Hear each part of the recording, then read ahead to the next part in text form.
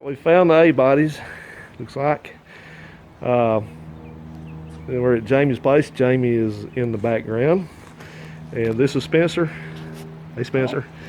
This is Jamie's car. This is the one he got from Dylan. You've seen Dylan's videos, Dylan McCool. And he was going to do a project series on this one. And I guess decided to go a different direction with it. But this is a 1967. I mistakenly thought it was a 68 and kept calling it a 68 when I got here. But it's a 67 Dart 270. It's a lot like the gold one that I have. And it's a real nice. How many miles you say it's got? 82,000 miles on it. So it is.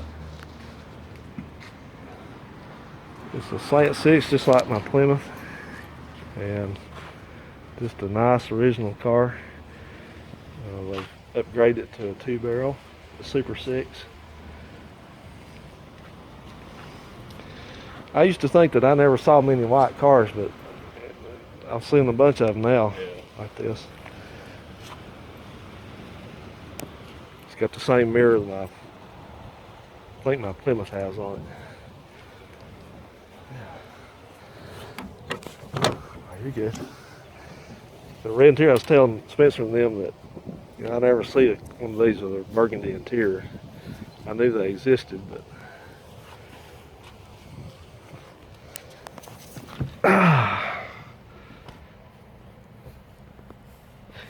we were talking a while ago too. This thing's got a different radio than any of them I've ever seen. I never knew they put a radio in with knobs like that on it. I thought they were all.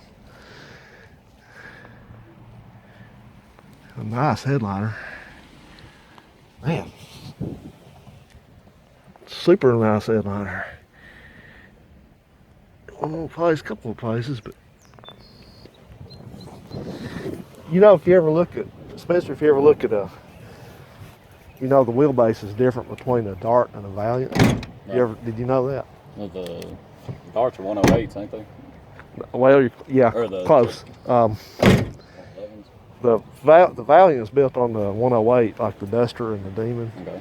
And then these cars are built on the 111, and the length, I never knew where the length was added to them. The drive shafts are different lengths too. But if you ever look in one of these, you notice that it's got, like, if you pull the back seat out, you'll see there's that panel over there that's on the side. Mm-hmm. That's where the length difference is in them. Because you can interchange the doors off of them between the Valiant. But right in here, this B-pillar area, that's where the length comes in between the two kinds of cars. Yeah. So he's gonna be doing a little bit of. He's like what I had to get into. We were talking a while ago about he'll have to at some point, if it feels like it, get into doing a bit of rust repair. But that's common on these.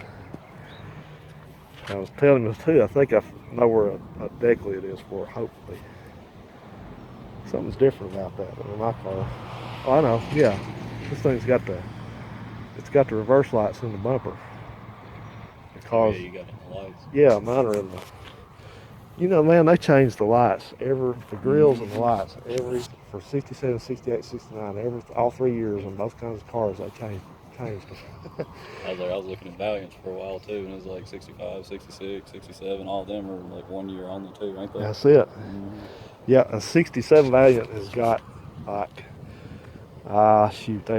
they're like the vertical, but they've got like a opening, the tail light part of it's like half of it. And then it's got the reverse light, and then mine is, a 68, it's got like 3 different spaces, reverse light, and then I think the 69 is the one that's got a lot of it's red and just a little tiny reverse light. So, yeah, it all interchanged, you can put the different lights, but that bumper stuff, that's what they did with the Valiants too later on. Put them in the bumper like that. You can believe how hard and expensive it is to find a good bumper for one of those cars. It's awful, man. I know. I need a front one for my Duster, and it's like $400 or $500 to get a repop. I think best I remember. Yeah, that's about right. And if you gotta get one straightened out and re-chromed or something, it's probably $500 for that. Yeah, Jamie called about mine to get it maybe fixed and re-chromed, and they said don't even worry about it. It's going to be ungodly expensive. You ever see that vacation movie Chevy Chase, the original one. You know the part where he wrecks their car and they take it to the mechanic or whatever, and he says, "How much is the bill going to be?" Alex says, "How much you got?" He says, "No." I said, "How much is the repairs going to be?" He said, "I said, how much have you got?" Yeah. Not enough, probably. Not enough for that. I can look at you when you roll up and tell you, Yeah. you just don't even bother. Their stuff's too expensive for you. So this is Jamie's ride. So I didn't realize Jamie lived as close to the interstate up here as he does. So I come through here. I was telling him I come through here fairly often. I take kind of fits and starts at it depending on where we're working. So if he ever needs anything, or we want to swap some parts or something, then it makes it a lot more convenient. Because I was thinking he lived way on the other side of Murfreesboro. Yeah, so there we go. Good to see one of these cars. I see mine all the time. It makes me feel good to see somebody else's. And this is Spencer's car. This is a 72 Dark Custom. And I'll tell you right now, I just couldn't get over. I don't know how many minutes I spent over here, just leaned over this engine bay, because if you want to see an engine bay that's like a time capsule, you know, there's a couple things been changed on it through the years, but how long has it been since you've seen the Slant 6 that's got all this original stuff still on it like this?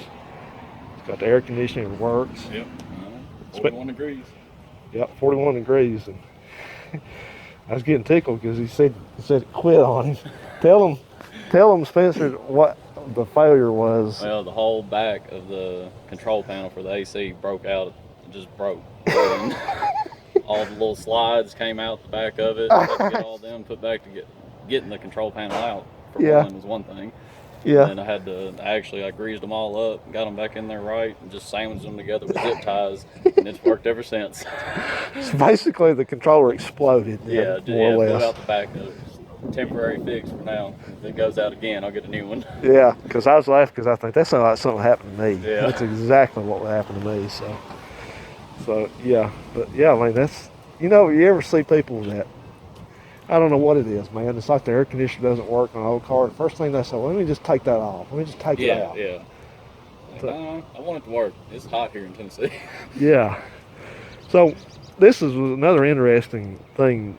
Jamie and I think were talking about this when we were talking on the phone the other night, that these cars are they equip them weirdly, because, like this car's got air conditioning and power brakes, but it has, just like all my cars, the 2-speed wipers, and it has manual steering, I think, doesn't it? Yeah, it's manual. And so I've seen some of these that did not have air conditioning, that had power steering, and had manual brakes. Right. It's crazy. So let's do a walk around on this. Man, it's got some sharp wheels on it. This whole car is just, gonna make him sick again. Spencer, tell him how much you paid for it. $2,000. $2,000. It had rallies on it whenever I got it. If I'd found this before you did, you would never had it. Yeah. No, I wouldn't have had. I'm out of room to. I can't, man. I'm not one of these people that can just park a bunch of stuff in the yard and let it sit. I can't do it. So I'm glad you found it. Got it. We'll do a walk around it first. If you ever watch, I don't know if you watch a lot of YouTube, but there's a guy on that, their channel is called Bad Tree Productions. Sounds familiar. And he's the guy there. You might like to watch that channel, because I'll text that to Jamie. If I can remember the name of that, he can pass it on to you, or you can write whatever. But the guy, he's got a 72 Dart just like this that he's messed with a lot. Is that the one that's doing the turbo slant, or is that a different guy? Might be a different guy. I think there's another guy that's got a white with the slant. He's putting the turbo on or something. Yeah. Yeah. It's not him then, because his is green. But he's I think his has got a 318 in it, and he's blown the transmission up a couple times and all that, So Western Dodge, that was in Birmingham, and I'm not familiar with that, but I'm going to get on the internet and see if I can. There's a database which has not been updated that had all the dealers. They said it was all the dealers. I don't think it's all of them, but that one should be in there and tell you where they were.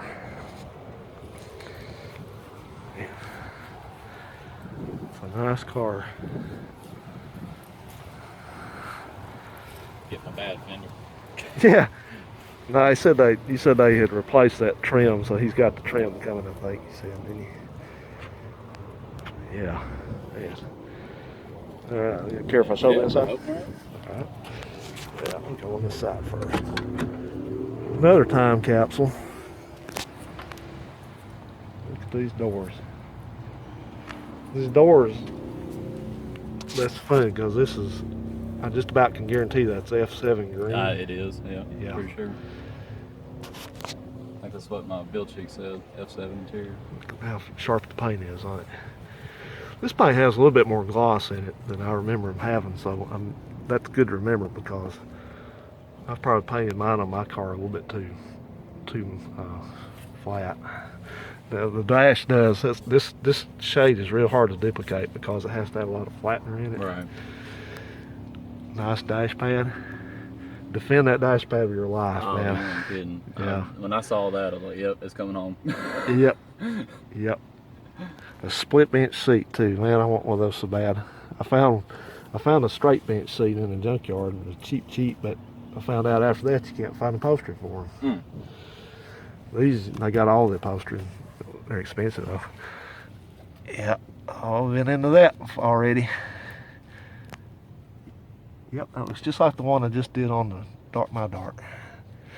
Something different though, where they started. Don't take this the wrong way, but they started cost cutting a little bit. Now the 69 has, this is plastic, Right. and my other car's plastic too. But the 69 started. Oh, geez. Welcome to the neighborhood. Yeah. That thing on my 69 Dart is made out of metal. The whole thing is metal, and it comes apart. And it's like, I don't know how many, it weighs like 10 or 15 pounds. It's huge. And I made a mistake of taking it apart, taking the veins out of one of those, the ducts on it. Yeah. To put it out, and never got it back in there, man. It's like in 3 or 4 pieces, and it's got these springs that run across. And it's like I had to end up taking this thing and taping it to keep it from falling apart while I'm like working these veins all back in there. And I thought, man, I'll never take one of these apart. I don't care how bad it looks. Yeah. Yeah, I got the one broken in half on my Duster right now, but it wasn't it ain't an AC car, so a little simpler. That's interesting. These where these seams are, this headliner, that's where your bows are. And this one has 1, 2, 3, 4. And I think my Dart has 5 in it, and I think the Valiant had 5 in it. I'm not sure about that. I gotta take my mask off down for a second here, because I gotta get a. Yeah. Just right, man. That's what I needed. That's crazy. The bad part is when you have to redo the interior on one of these, you lose all that. Yeah. It doesn't ever smell the same. Yep. I don't know where that comes from. If it's in the upholstery or the headliner. And see, I had to strip that 69. I had to strip it, every piece of everything out of it, because it had been peed on and then so much by rodents. It was horrible. So. Yeah, I seen that one when you were pulling all that rat's nest out. Oh, it was awful, because I hate stuff like it anyway. I found a dead mouse in the. Did you see that where I found the dead mouse in it? I saw that. Oh, it was awful, man, because there was like I hadn't found anything living in it whatsoever until, there wasn't anything living, nothing alive. I found all these nests. I mean, the whole dash and everything back behind it was just packed up with that nesting. But when I got down here, I had the carpet out, and there's a metal channel right here that on that side's got wire. The wiring, yeah. And I saw a tail sticking out over here. I was like, no, that's not, no. I don't want, no, please no. So I had to get pliers, and I pulled it out, and it was just a mummified mouse. So I was like, I'm gonna puke.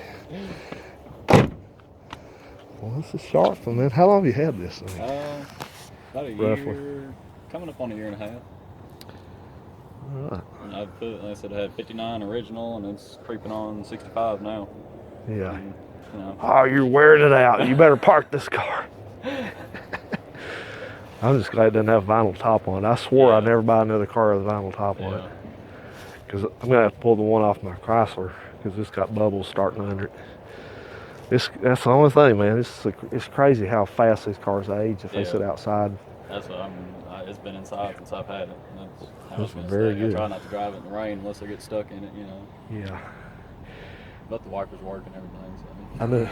I knew a guy went to school with. He had a Mustang way back, and he was real obsessive about it. He just had it painted, and he would never let it get wet. We were sat there looking at it, and he like just drove it out of the building. And there's a little bit of clouds, up there, and he was talking. All of a sudden, he stuck his hand. He said, "Is that raindrop? Is that raindrop? Is that rain?"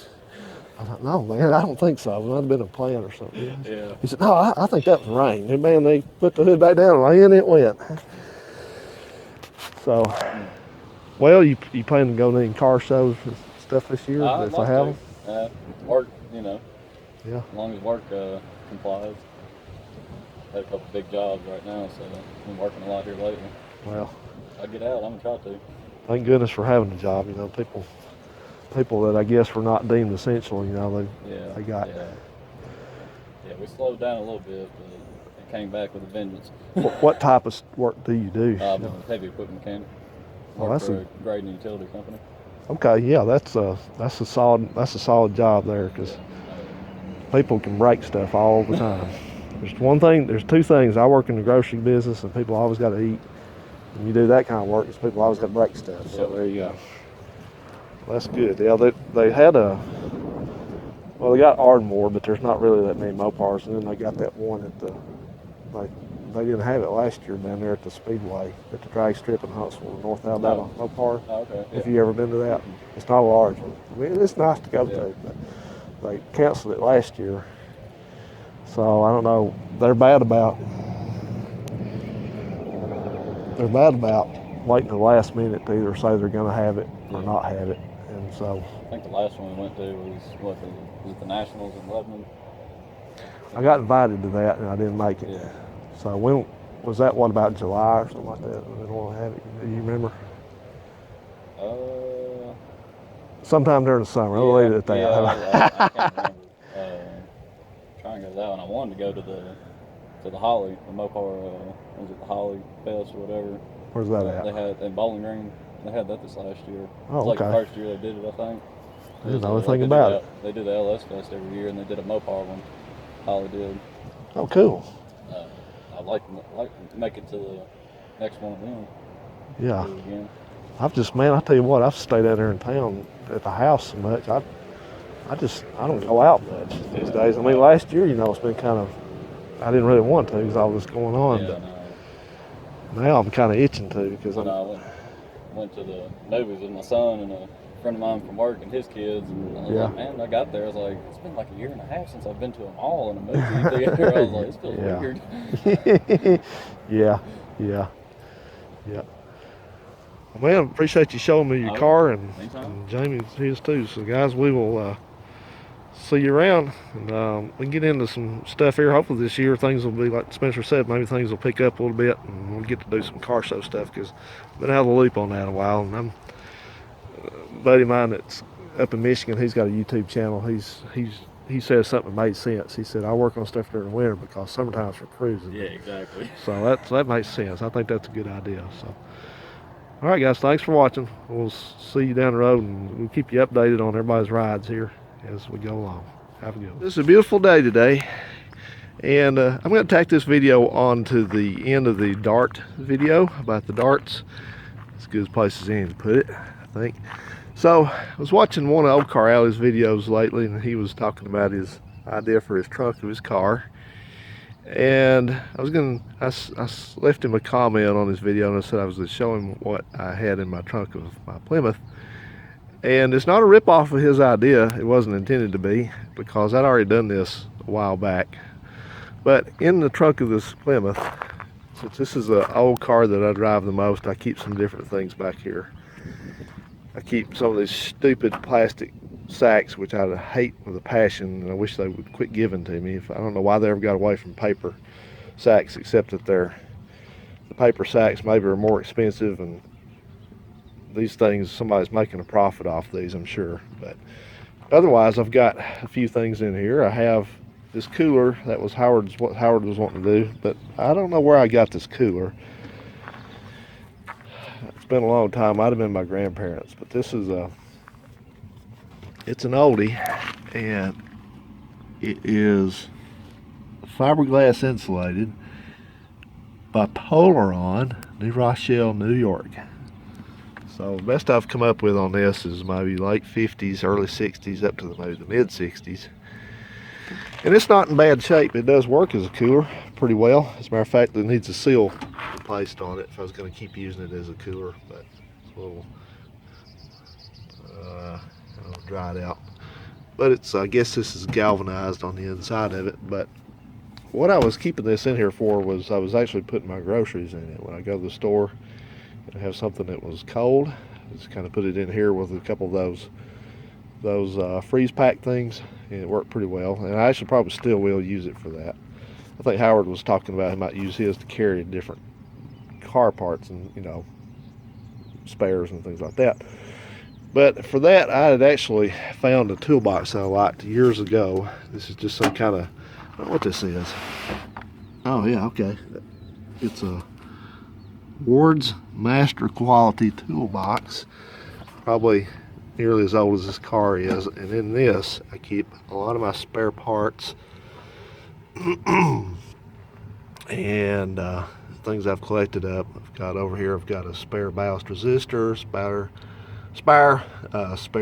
alternator brush, rotor button, couple of bulbs, jumper wires, some vacuum line, condenser set, point set, RTV, spare return spring, spare clamp, more bulbs, piece of fuel line, another set of points, another condensers, more condensers, piece of sandpaper unless I need to clean some points, some baling wire. You never want to be anywhere without baling wire, ever. So, and in the bottom we have more things, more fuel line, a spare regulator. I'll show you something about that regulator too. And some kind of crazy stuff probably never used, but it was the car I bought, I think. This is radiator hose bandage. So if you blow a radiator hose, and then looks like some stop leak, I think. I'm not even sure this stuff would even work anymore. Some wheel seals, which are just kind of taking up space. A thermostat, some various pliers and wrenches, screwdrivers, and oil funnel in case I need to put oil in, and a coil, because anybody that's watched YouTube in the last 10 years knows that the first thing you ever have to replace on an old car is the coil. Even though I've never replaced a coil ever on any car I've ever had, never had one fail. But according to YouTube, it's the first thing you got to do when you're going to get an old car going. Is that coil looks old, can't be working right. Let's go ahead and replace that. Let's just go through everything. Just I could put it on the chopping block, you know, just it's gone. May work fine, but it's gone. This is back when well, I guess you can still buy some of this stuff. A lot of this stuff you can just buy off the pegs in the store. You can't anymore though. This is professional hose bandage, by the way. This is the hose bandage that professionals use. Fine leaking radiator hose. Wrap hose bandage securely on radiator hose at least 1 inch from hole. Wrap over at least 1 inch of beginning of hose bandage. Wrap bandage flat, slightly layered above bandage previously laid. Continue to reach at least 1 inch after damaged hole. Cut off excess, insert in under bandage secure. Wait a few minutes and check for leaks. I'm going to tell you right now, that's way too many instructions for a modern person to be able to ingest. People back then could read it, and they would read it. Now, no. If somebody's not, if they can't punch it up on their phone or call somebody, tell them what to do, they'd never figure that out. So this is just a voltage regulator. I'm not even sure it works. This car has an electronic voltage regulator on it, and you can tell the difference because you look at the back of it. If it has these resistors in here, it's the same thing as on the back of one of these. As a matter of fact, you probably can't see it. It's probably sealed up. Yeah, it's sealed, but that's what's in there too. But those are resistors. So if they have the resistors on the back of them or the bottom of them, I guess you could say, then it is a points style regulator. If it does not have those, then it's not a point style. This one I know for a fact.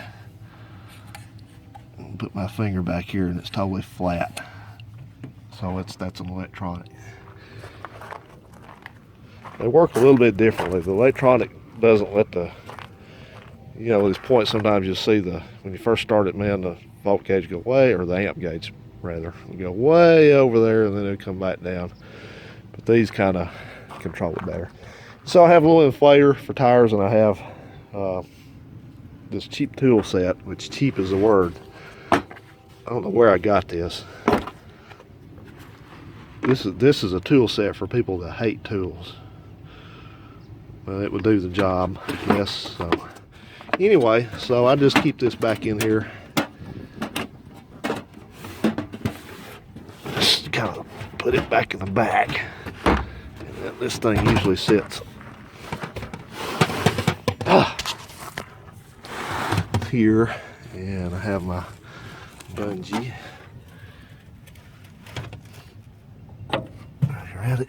And this thing, I need to find a place to put that toolbox. It's better. I may stuff it back up on the back there. Try to keep it from rolling around. And that's it. I've got my carpet that I cut out for this. I've got my original mat. It's not the original, but it's the original style mat's replacement. Anyway, so, you know, your luck can change pretty quickly. I kind of even hate to say it, but, you know, since I've owned this car, I've never had to add any coolant to it or any oil, not a drop of oil ever on this car. But it is going to need some spark plug tube seals, because I can see that it's getting a little bit wet down there, and it's right on the bottom of one of those. You see that seal there, the spark plug tube, the outer seal, it's got a little wetness on the bottom, so that's telling me that the spark plug tube seals are dried out. So otherwise, all I ever do is just check the fluids, and down she goes. Right.